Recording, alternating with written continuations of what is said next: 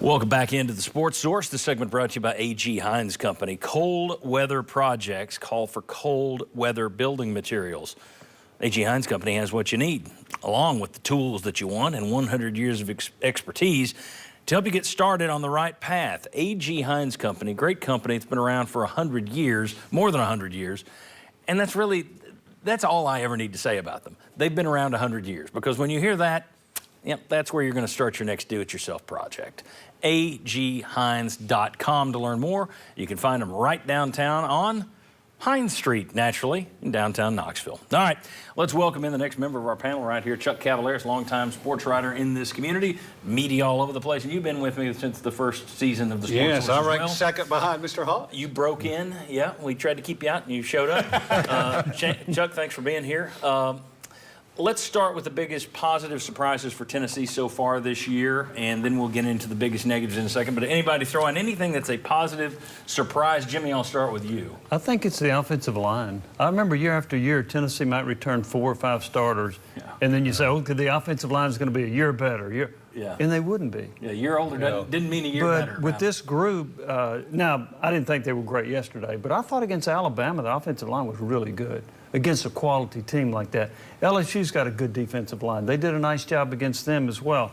So I think the offensive line, what they have done, has been the biggest surprise to me, because I wasn't expecting that much. They answered the bell at left tackle. They've been getting production there. Cooper Mays has been playing well. Darnell Wright's making some money now.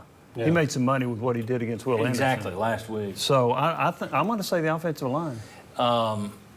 You know, everybody talks about Rodney Garner and the job he does on the defensive line. Great coach for a long, long time.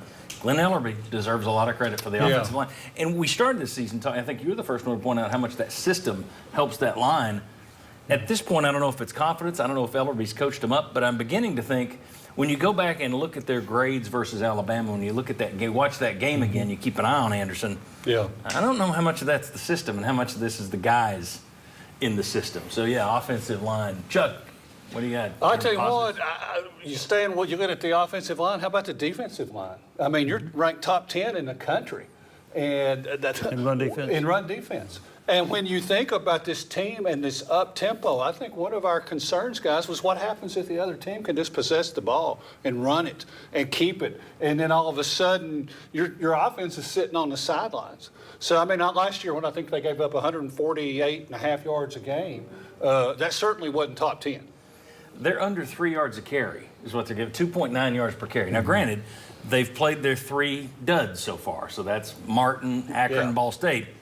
But you've also played Alabama, LSU, Florida, and Pitt. So I see the defensive coordinator nodding. You want to give them credit for that. Absolutely. It's Tennessee averages 203 yards per game rushing the ball, which was a surprise for me when I saw that stat, and then they're only allowing 91 a game. And when you have that difference in your run game and your run defense, even if the duds are on the schedule, you're positioning yourself to close out games where if somebody can keep up with you scoring, you can close those out. Or if you need to possess the ball like we saw against LSU, you can close games out. And that was very surprising. Hendon Hooker, Jalen Hyatt, the speed, the tempo has gotten a lot of the accolades, but that run game has been impressive as well, and the defense.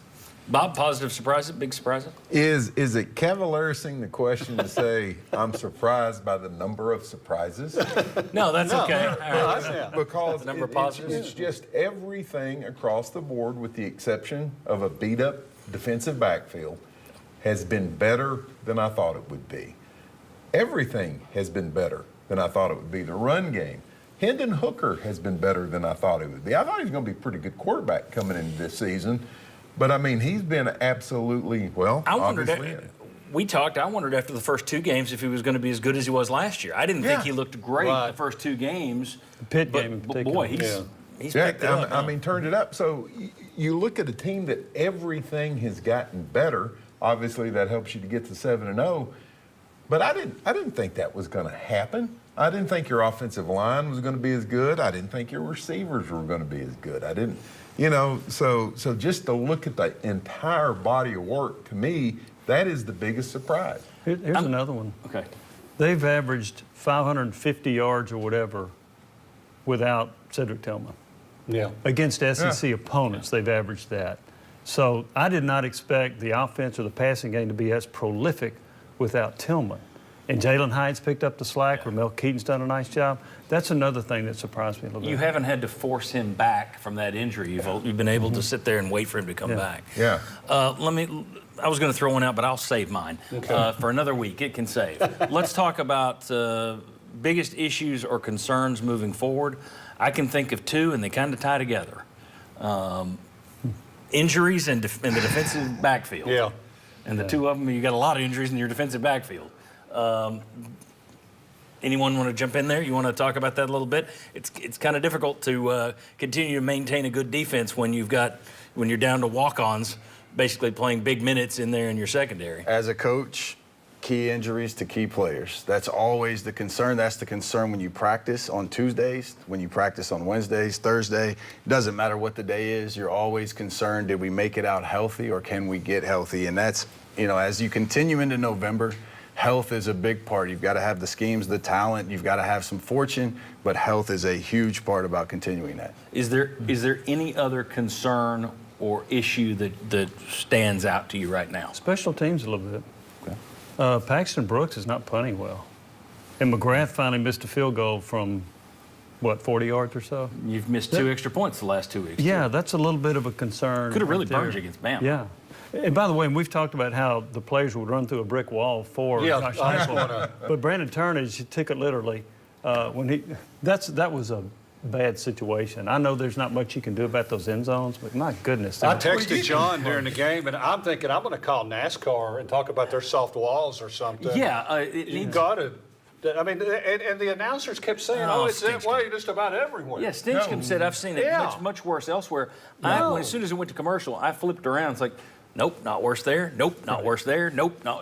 It's Oklahoma I State, can't- maybe. Okay. Oklahoma State, maybe. It's But I like mean, an arena Can't stadium. believe that there's not a padding that Yeah. makes that less of a dangerous situation. It's like a big You and I were airbag. talking about it during the game. It's an airbag. And I said, okay, seriously, and there's not been a lot of guys hurt by that. But there have been guys over the years that have been hurt Two by yesterday. it. Do something different. Yeah. There's got to be something different you can do. All right. Maybe that's the next Neyland Stadium improvement project. They can figure out a way to dig They're back asking under for there. donations even as we speak. There you go. All right. When we come back, 3 VFLs will tell you which unheralded Vols deserve some credit that have made some progress this year, although I'm afraid we just heralded some of the unheralded guys. That's next. Coming back on the Sports Source. Away from home? Watch the Sports Source live at WATE.com.